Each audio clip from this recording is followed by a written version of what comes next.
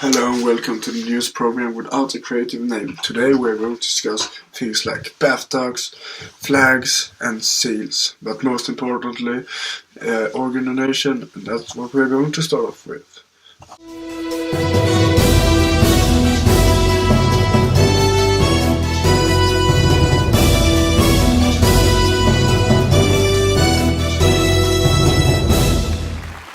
As you heard in the intro, we are going to start off with talking about organ donation.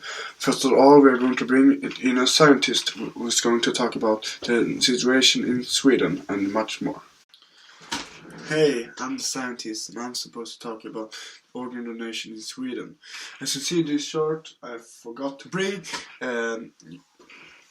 You see that many people are positive to organ donation, but not many people are actually willing to give away their organs.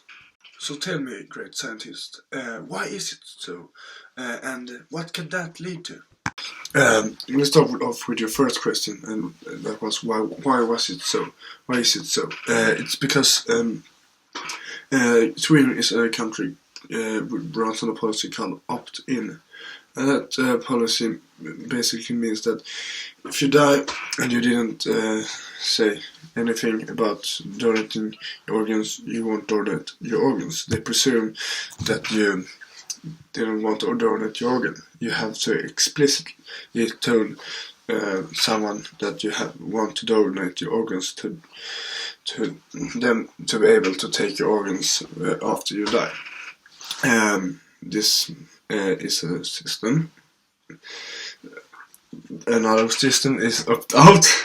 Opt-out is the opposite. That means they presume that you want to donate your organs if you don't say otherwise, and your family and next of kin don't say otherwise.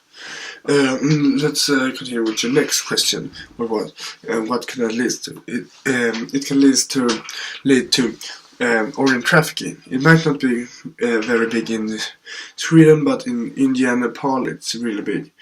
It's a legal trade where traffickers go to small villages and other towns and stuff and buy people's organs for a very low price. A big one for them, but a very low price overall.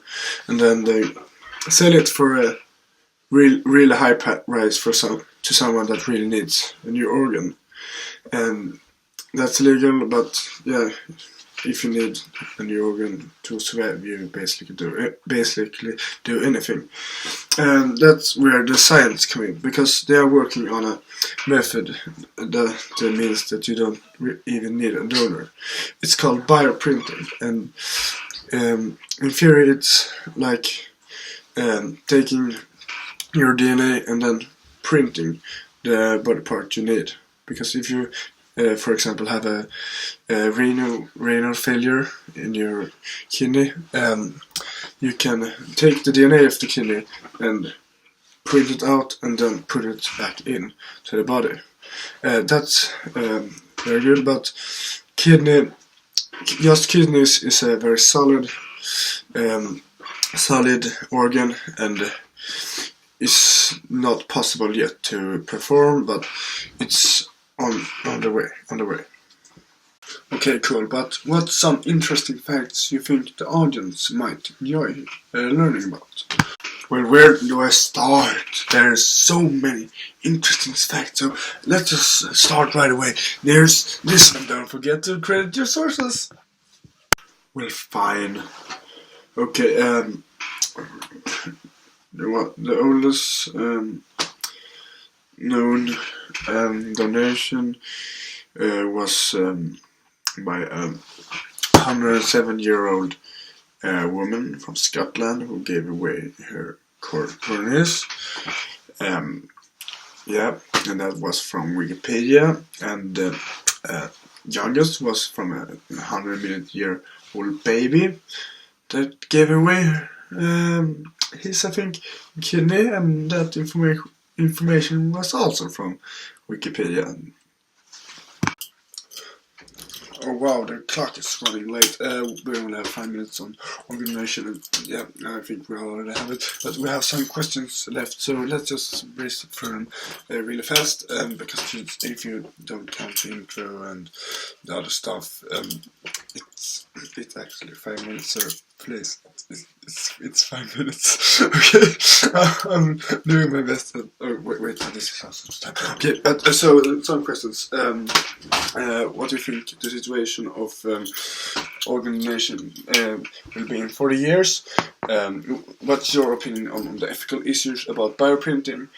The most interesting thing about organization or trafficking for me is to see how it's going to evolve in the future. And I really hope in about 4 years bioprinting has come a long way, so it can save many lives. And yes, there are some ethical issues about bioprinting, like people using it to prolong their lives instead of saving them. But I think with the right laws in place, bioprinting is a great method to save people's lives. And yeah, it's been great having you on the show, and yep, see you around, and that's all we have for you today, folks.